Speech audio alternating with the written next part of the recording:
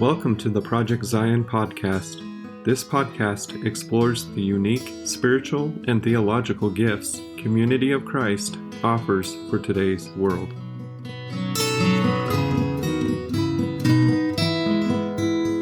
Hello and welcome to Project Zion podcast.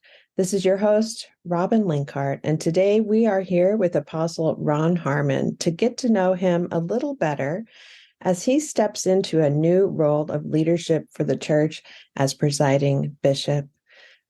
That ordination will take place at World Conference 2023, and we are so glad to have Ron with us today to share a bit about his story and get to know him better. Hello, Ron. Welcome. Hi, Robin. Great to be with you and everybody listening today. We want to start out today with just a brief introduction of you to our listeners, just the basics of who you are and where you live and that kind of thing. Well, I live in Northeast Independence. Actually, I live about 12 minutes from the temple. And I have lived here for about 11 years, and we moved here when I had a change of field assignment to the Western field back in 2011. So really spent most of my life outside of the Independence area. I've been blessed with a wonderful partner in life. Her name is Barb, and we've been married for 38 years. And Barb's focus in her career has been early childhood development. And matter of fact, she recently completed a master's degree in innovative early childhood development through University of Colorado, Denver. And she has taken a sabbatical from the classroom to set up grandma school for two of our grandchildren, Addie and Oliver. So she's kind of living the dream right now of being able to spend a lot of time with them. We have three children, Katie and Daniel and Lindsay, and three grandchildren. So I've already mentioned two of those, but our grandchildren are Emma, Maddie, and Oliver. And we are just pinching ourselves every single day that they live in the Kansas City area. We don't know how long that will last, but we are soaking it up while we are all in close proximity with each other. And I've worked for the church for 18, soon to be 19 years, and 17 of those years have been serving in the Council of 12 Apostles. So that's just a little bit of a sketch about me. Thanks so much, Ron. This is a great time to go deeper in your life story, like where you grew up, what life was like for you in the places that you grew up, maybe a little bit about your interests and hobbies. And for sure, we want to hear about where God was in your life, where faith and God in the midst of all of that in your growing up time. I grew up in the Cleveland area, and I didn't actually grow up in Cleveland. I'm always quick to point that out because back in the years I grew up in Cleveland, people used to refer to it as the mistake on the lake. That's Lake Erie. Back in those days, Cleveland wasn't as nice of a place to live as it is today. They've done a lot of work to clean up the lake, and just the whole area is actually a very nice area for families to live. I lived very close to Lake Erie and about 45 minutes west of Kirtland. And my younger sister, Julie, and we were so fortunate to grow up in a loving home with parents that were very engaged in the life of our small congregation, originally called the West Cleveland Congregation, and then later on called the Lakewood Congregation. And, faith was just front and center at our family experience. And I really credit my parents to a large degree, but there were also other wonderful people in that small congregation that cultivated in me the desire and the quest to really want to know God. In many of my growing up years, I remember my dad served as pastor and then later on served when I was growing up in the Kirtland Stake Bishopric as a counselor to the stake bishop. So this call is kind of interesting that I have in the life of the church. In lieu of that, I guess things just kind of come around full circle. My mom would have also most certainly served in formal leadership roles had they been available to her at that time in the life of the church. But she, of course, also provided significant ministry without priesthood, and they both modeled whole life discipleship so authentically in my life growing up. And that's what cultivated in me the desire to really want to understand or discover the source of what it was that drove them in terms of their level of engagement in the life of the church and just in their lives of service to other people. And I remember I used to go on errands with my father a lot when I was growing up, and my dad never met a stranger. And it had a real impact on me as a kid. Now, when I was a kid, it was kind of irritating because it took us forever. I mean, even just to go get gas took forever because invariably my dad would get in a conversation with the person on the other side of the pump, pumping the gas. And as a little kid, I spent a lot of time waiting on my dad. But I realized later on in life what a gift it was to watch my dad and to watch how he created safe space for people to also be able to share their stories. And it was really formational for me as a young child. I remember I had my first significant experience with what I understood to be God when I was 10 at our church campgrounds in Western Pennsylvania. And that would be Temple Grove, for those who might recognize that campground. I had been living with a question that I am quite sure has been the prayer of many people over the centuries. And the question was, is God real? And I was really serious about that question as a 10-year-old. There was something going on inside of me, a stirring, because of what I was experiencing with my parents and in that small congregation. And the authentic love and support of that community opened up something inside of me that caused me to want to explore. When I would hear people stand up at the end of the service and pray, "We thank thee, O God, for the presence of the Holy Spirit that we felt today." And I remember standing there as a child thinking, what are they talking about? What is this presence of the Holy Spirit? And so I went to a junior camp that year with that question on my mind, is God real? And I remember one night after a campfire, I stayed behind, sensing the need to be alone. And I remember, as though it were yesterday, looking up into the immensity of creation under that stunning night sky. And I had this awareness that I was not alone.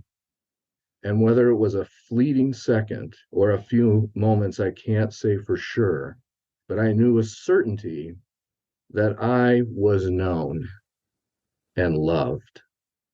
And that was just such a foundational experience for me as a young person.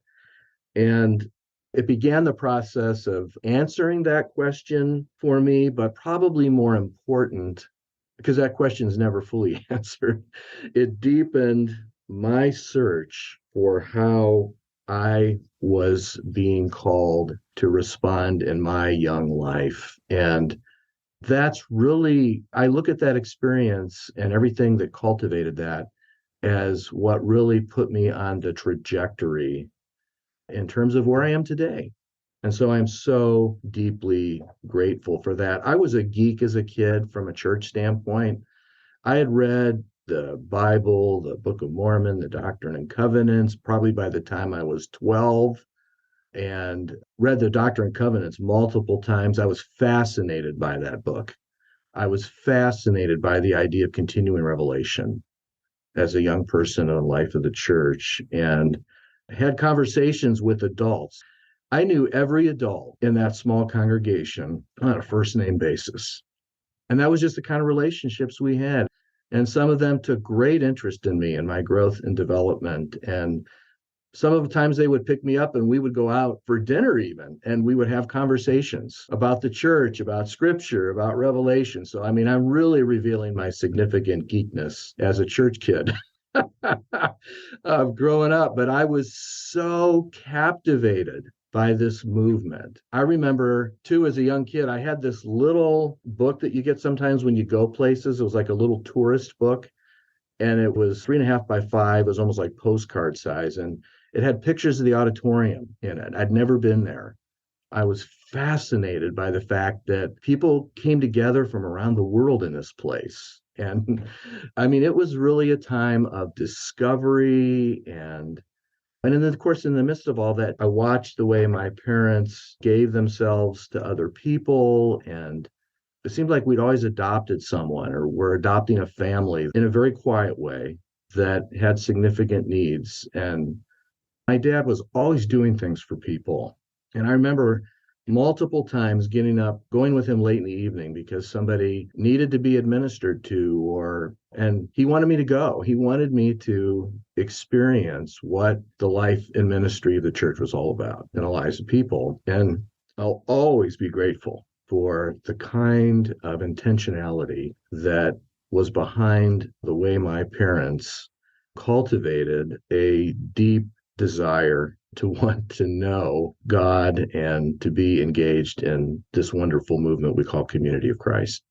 Well, Ron, thank you so much for bringing us into the heart of your story, your early years. And I think many of us can connect with that sense of question. Is God real? And also almost that companion stirring the early times in our lives when we begin to feel that Holy Spirit presence and maybe don't have words to define that, and bringing all the questions we have about faith and life.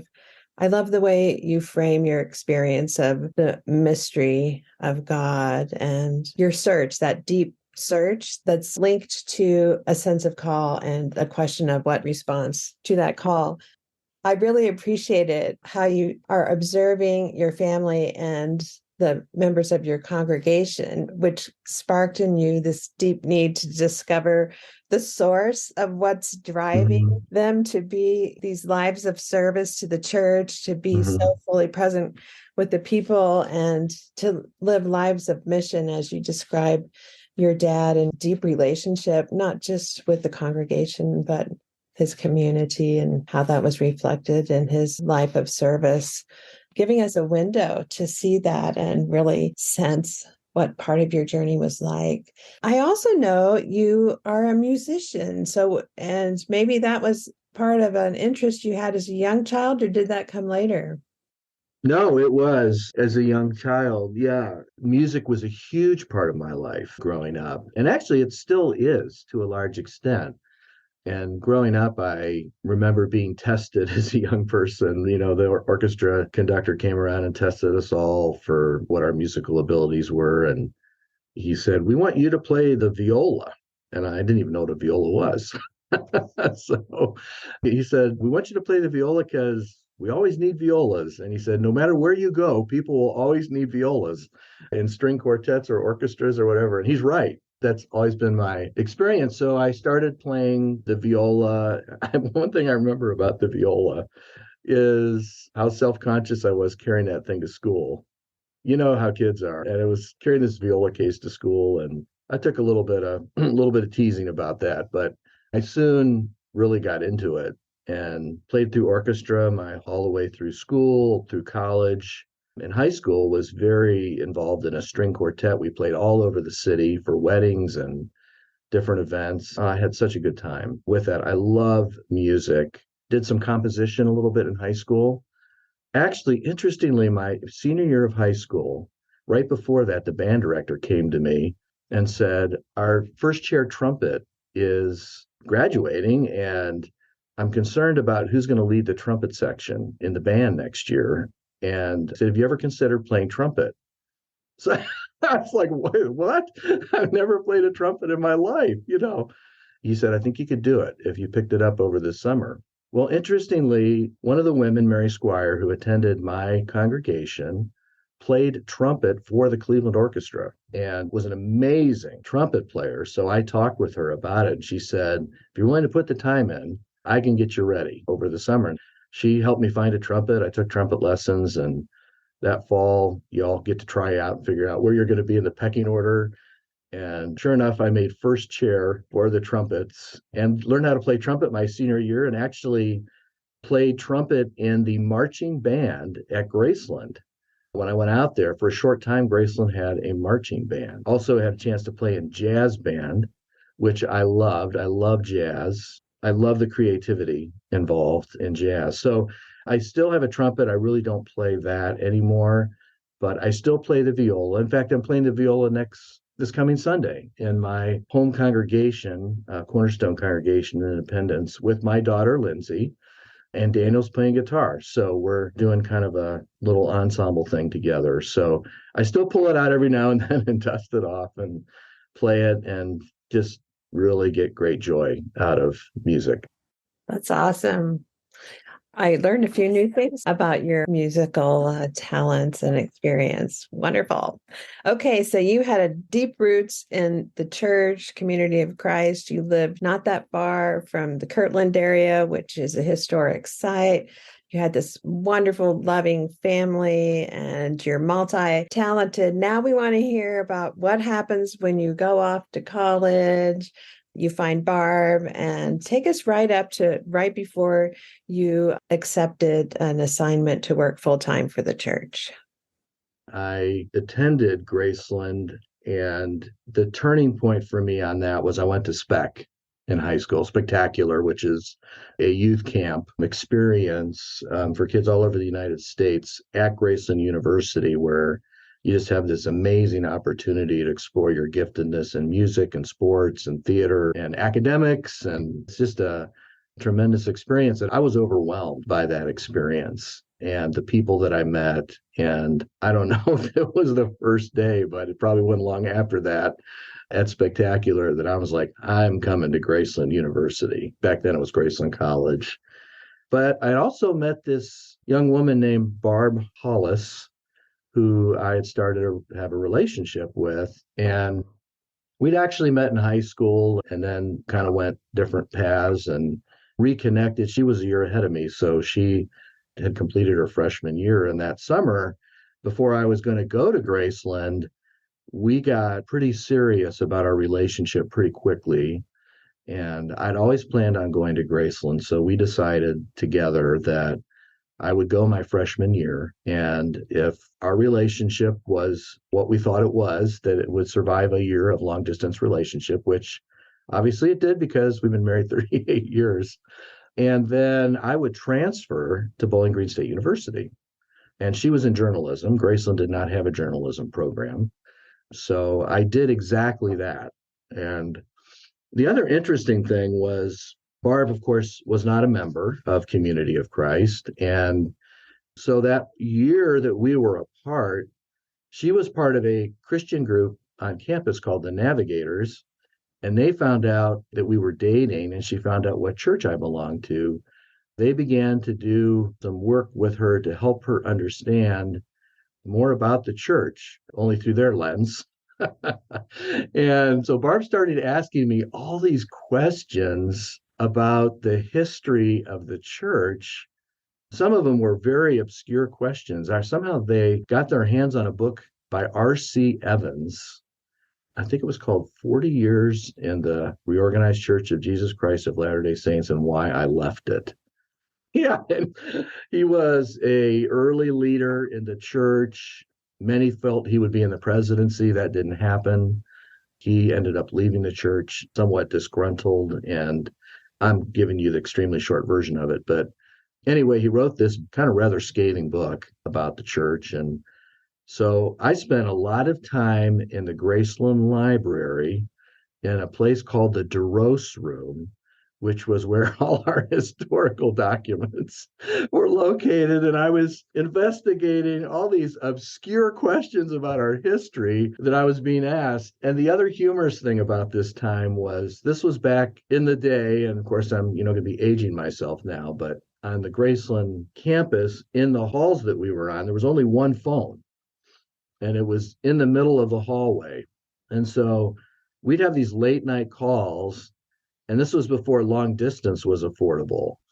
And so I was racking up hundreds of dollars in long distance phone call fees, and I didn't have the money to pay for it. And I was afraid to tell my dad about it. And so I'll never forget the first semester I was out there. All the guys in my hall knew what was going on, and they took up a collection for me to help me pay my long distance phone bill. But we continued to have conversations, and it was a reunion experience that Barb went to. I don't remember if it was that summer or the summer after that. Of course, I don't know anybody that's ever kicked the tires more on an organization than Barb has on the church. She didn't take anything for granted, which was great because we had lots of in-depth conversations about the church. But it was an encounter with the Holy Spirit that really moved her to decide to join the church at a reunion while we were still dating and going to college. And she serves today as an evangelist in the church. And I can't imagine doing what I do without her support and her counsel and her engagement in my life. So that was kind of the college years that we had. I moved to Bowling Green State University, and we were together during that time and actually got married my senior year. She'd already graduated, but it would have been my senior year of college. And then after that, I began my career in the Northwest Ohio area. I focused on business and my education. I started as a music major at Graceland. And then I had this idea that I would probably be a band director or an orchestra conductor. And then when I transferred to Bowling Green State University, which was a big music school as well, they were really funny about transferring credits. And so I was getting like half credits for courses I'd taken. And I had my practical father in my ear saying, you really should go into business. You'll do better. You'll make more money and to support your family and all those things that fathers say to their kids. And so I transferred my degree focus to business and graduated with an undergraduate degree in business and started my first job with a bank holding company in the Toledo area. And then spent the next 14 years in the corporate world in a variety of different positions until this restlessness started to emerge in me about that. It made absolutely no sense at all because everything was going great. So I moved on to another position. We were in Louisville, Kentucky. We loved it there. Our kids were flourishing. They were in a good school environment. They were doing wonderful in school. Barb was happy with her job. I had a fantastic job as a healthcare executive with a large healthcare system in Louisville. I mean, life really was going along really well. I was serving as a lay pastor for the Forest Hills congregation in Louisville. We were fully engaged in the life of the church. Life was good in many respects. And yet there was this unsettledness that I felt inside. And that unsettledness and questions that Barb and I started asking about our future and kind of where we wanted to place our emphasis in life led us to Graceland University in 2000. Made a huge move to Lamoni. And that really, I view that in many ways as kind of the precursor to coming then to work for the church. And back then we were very drawn to the vision for the future of Graceland that President at the time, Dave Kleinfelder, had. I'll never forget our first trip to Lamoni because I think Barb maybe had been there one time, but we really hadn't spent any time in Lamoni. And the whole process of us even considering moving there was kind of an interesting process. But I do remember getting on the plane and heading back to Louisville and Barb looking at me in the seat next to me saying, "You're not seriously considering this, are you?" And we got a pretty close-up look at Lamoni. Let's just say it was much different than Louisville, Kentucky. So, but in the end, I remember taking many, many walks together at night, having conversation about where did we really feel we were being called to serve in our lives. And one night it would be we were going to stay. The next night it would be we were going to leave. And finally, we got to that place where we kind of felt like we were really being called to make a shift and a change in our lives. And so we moved the family to Lamoni. And I had the privilege of working at Graceland for almost 5 years before coming to work for the church in 2004. And so that kind of brings us up to the church experience in terms of my employment. What a wonderful journey. I love hearing about you and Barb meeting each other in high school and then reconnecting. And what an amazing journey of not just your relationship, but how your faith and Barb's faith together and that common shared experience. And hearing about how the blessings of community are manifest in the dorm when everybody pitches in to pay your Yeah. rent. Well, and I also have to say this. I got to give a shout out to my roommate out there, Jeff Naylor. He also took pity on me many times. We used to go over to the Swarman, and they used to have a sandwich over there called the Big G, which was kind of like a Big Mac. And we would go over there and he would buy a sandwich. We get a sandwich and fries, whatever. We'd split it. And he would share it with me because he knew I didn't have any money. So, I mean, it's just little stories like that, I look back on now and I really smile and recognize I was blessed with wonderful people in my life. So that stirring that you have talked about on and off through your life brought you to Lamoni, Iowa, a very rural community, a historic location for the reorganized church. And it sounds like that stirring is continuing. So tell us about how you walked into full-time ministry with Community of Christ and the various roles that you've served in. When I was a child, of course, we lived, I said on the west side of Cleveland, but very close to Cleveland Hopkins International Airport. And as a result of that, anytime church leaders would come in, they would often stay with us. I also had the unique opportunity to get to know a variety of ministers and leaders in the church at a fairly young age. And of course, I never missed a camp.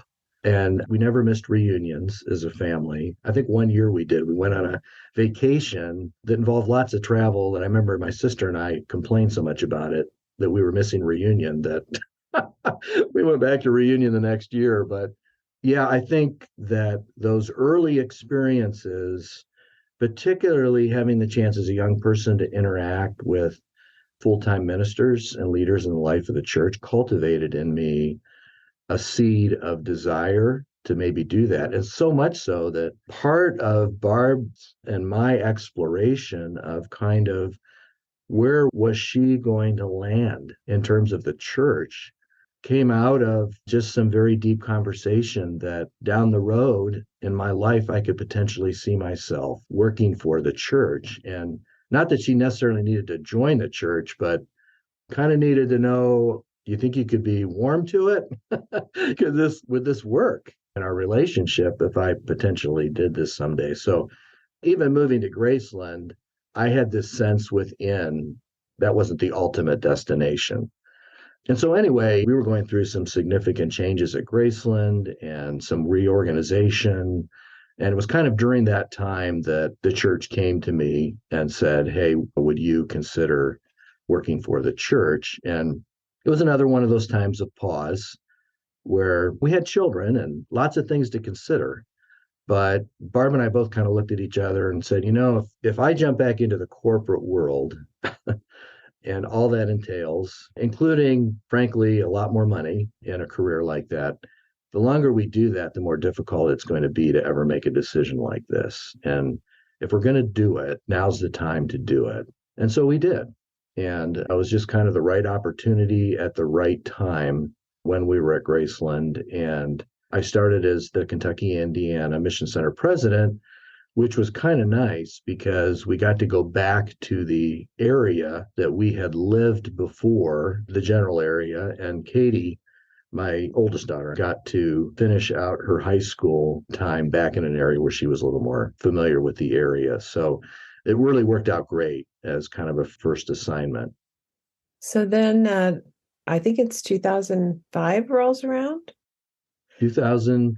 Yeah, well, I remember very distinctly when I was being interviewed because there was an awareness of my corporate background and some of the roles that I'd served in. And, there was just discussion that there was opportunities for career paths in the church. And I remember very distinctly saying to individuals that I was talking to at that time, that was not why I was coming to work for the church. I wanted to be a mission center president.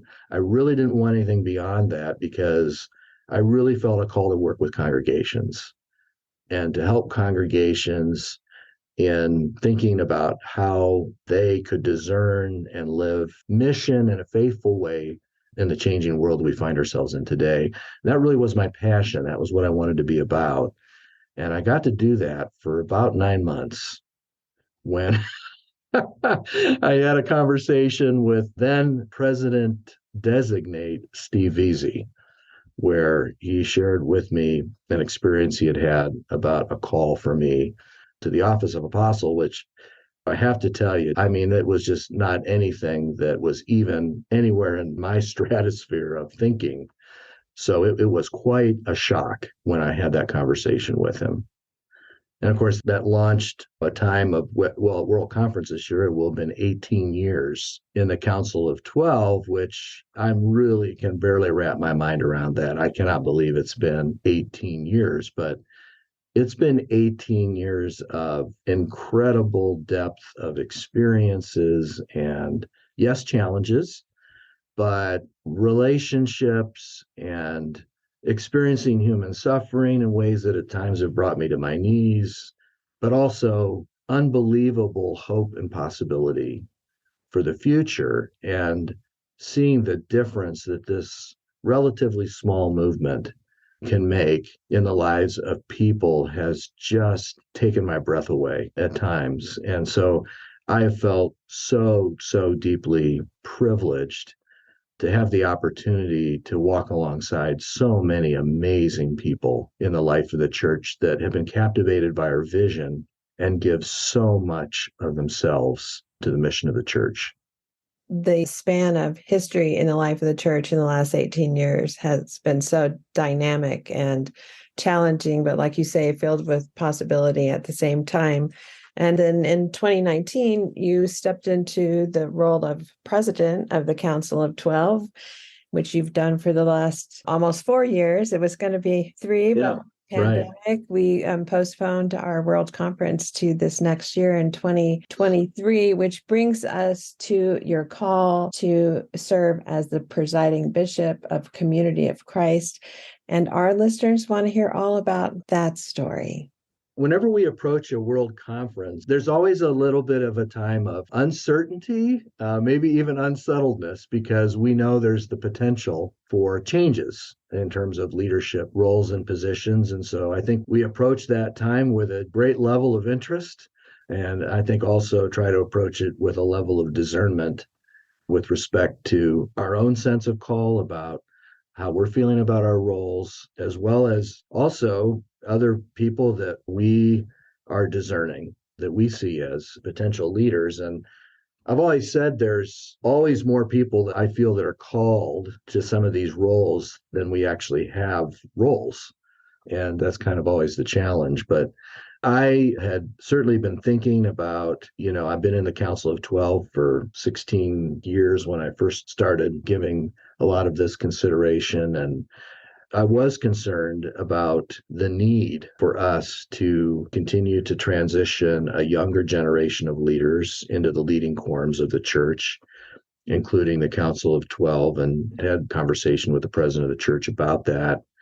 And was just stepping back and kind of looking, you do this, you kind of step back and evaluate your time and how you feel about the contribution you've been able to make, the things that are left undone that you'd like to be able to do that you haven't done yet. And in the midst of all of that self-evaluation, Steve Veazey called me in to talk with me about this sense of call that he had for me to serve as presiding bishop of the church. And similar to the conversation that I had with him back in 2005 about apostle, this also came as a surprise to me.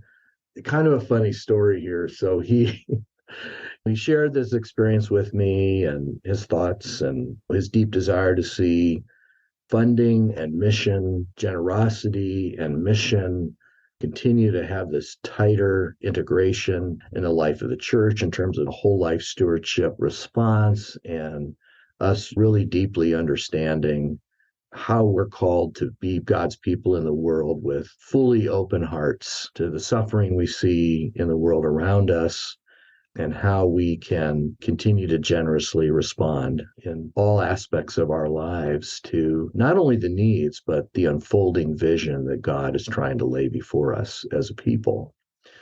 So after he got done sharing, there was a pause, as there often is, because he's kind of waiting for what your response is.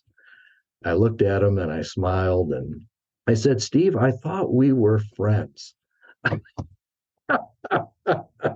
And Steve got this grin on his face and we both laughed. And of course, just to fill everybody in, the only reason I would say that is because if you've kind of been connected with the church, particularly last decade, you're aware of the fact that we've really had some financial challenges as a movement and still have some ahead of us. And so I was just joking around with Steve a little bit about recognizing that those challenges were still there. But Steve takes the calling process so seriously, and I deeply appreciate that about him. The changes that occur in terms of the leading quorums of the church, I feel, come out of this very meaningful and rich process of both discernment and wisdom. And so when Steve shared that with me, he encouraged me to take time with that. And I did do that and came back to him and shared with him of my continued deep sense of call to our mission. The way I've always kind of looked at these things is the first presidency has a unique view of the church because of the issues and the things that they are called to address in their particular role.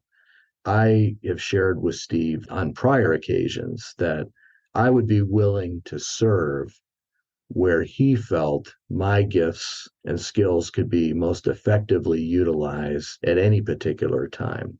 Whether that was in a leading quorum or whether that was drawing on some of my prior experience in human resources and strategic planning or whatever that was that he was asking me to do. I did not realize that call was going to be to draw on some of my earlier corporate experience in financial services and operations.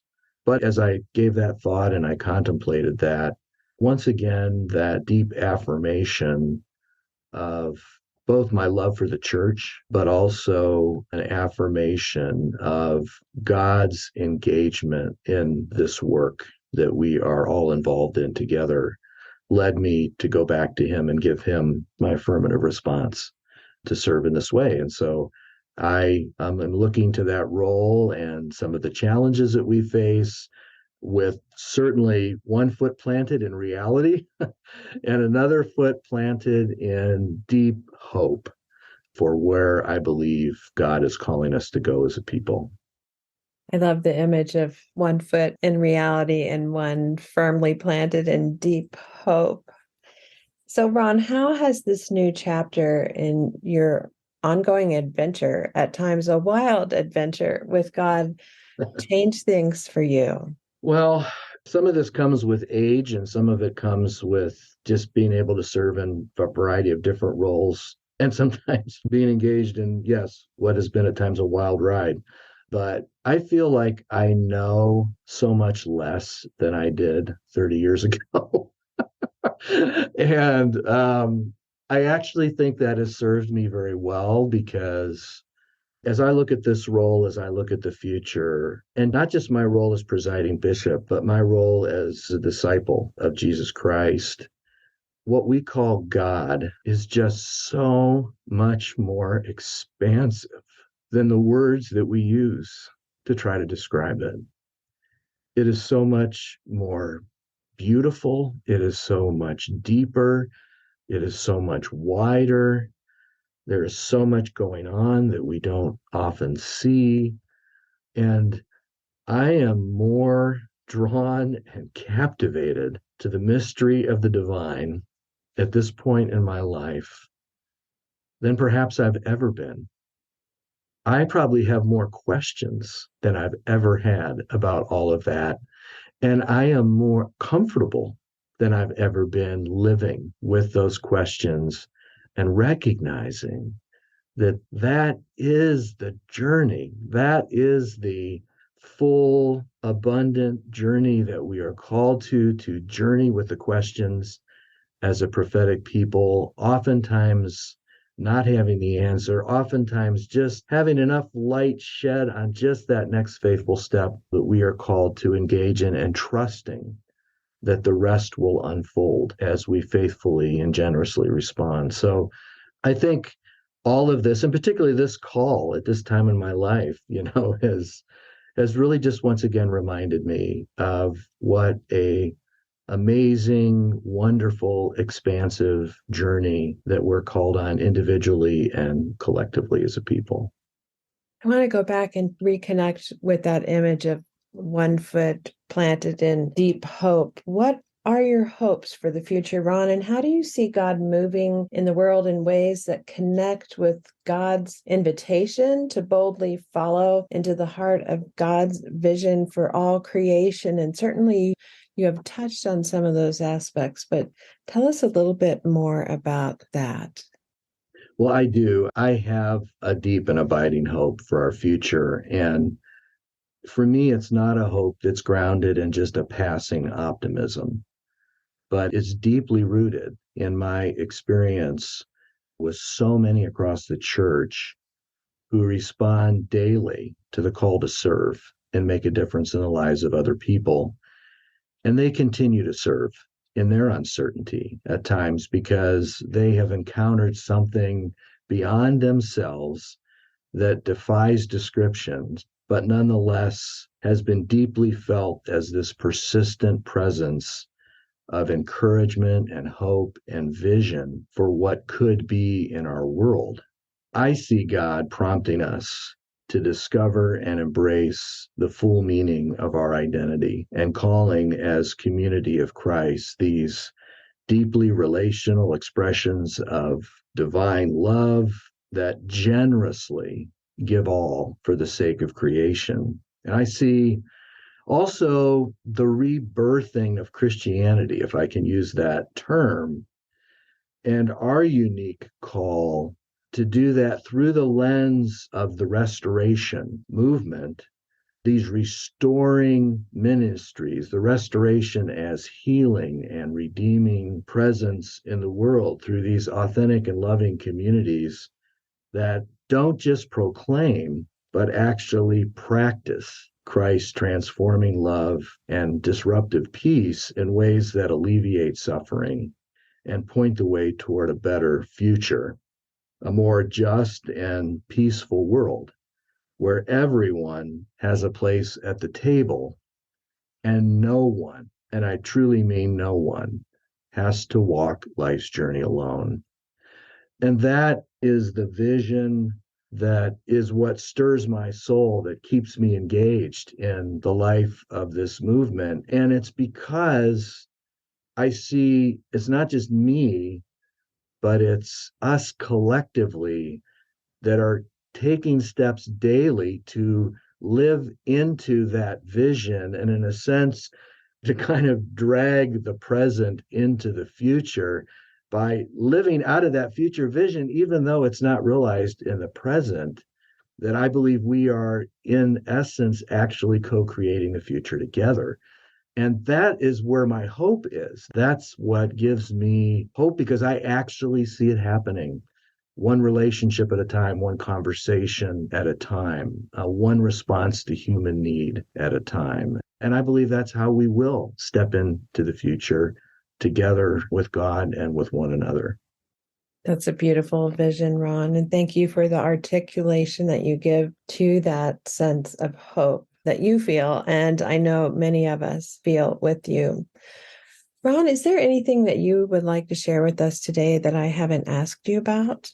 The only thing I want to just share connected with what I just shared here is the only thing that I find often that's missing in this amazing mission and vision that we've been entrusted with, these amazing small communities that gather all over the globe, this authenticity and loving community that can be so transformative. Oftentimes, the only thing I find missing in all of that is invitation. So you asked me about invitation, and I just want to come back to that because I believe so deeply that there are people seeking for both meaning and connection to something beyond themselves, which in many ways probably they can't even find the words to describe in this moment. But it is what we have come to accept as just part of our life experience. But so many still have this deep longing to have that kind of connection in their lives. And even though we are dealing with all of these trends in Christianity and in society that are changing practices and perspectives on organized religion and how people connect, how people make meaning in their lives, I still think at the heart of it all is this wonderful thing that happens when I think enough about another person that I would invite them into a conversation, that I would invite them into a relationship, that I would invite them to say, there's something here in my life that has been really transformative and I want to share it with you. That's never going to go away. And so, in the midst of all of our challenges and thinking about the future and envisioning the future, let's not forget about the power of invitation in the lives of people where they can encounter the transforming power and presence of Christ in their lives. Thank you, Ron. Your words remind me of the scripture that I paraphrase as always be ready to give an account of the hope that is in you and invite Yes. people to taste that. Well, Ron, thank you so much for being with us today. And I want to tell our listeners that if you would like to hear more from Ron Harmon right here on Project Zion Podcast, you can check out episode 73 on leading congregations in mission, episode 199, Toward the Peaceful One, episode 306, A Prophetic People. And if you want to learn more about how Ron nurtures his relationship with God, check out Extra Shot 30, Spiritual Practice. And always, you can go to Sea of Christ YouTube channel and type Ron Harmon in the search bar to take a peek at some of the things that are archived there that will connect you with Ron's story, his message of hope, and what he wants to share with the world about how he has experienced God in his life in transforming ways. As always, a very special thanks to you, our listeners, for spending a portion of your day with us. This is your host, Robin Linkhart, and you are listening to Project Zion Podcast. Go out and make the world a better place. Take care. Bye-bye.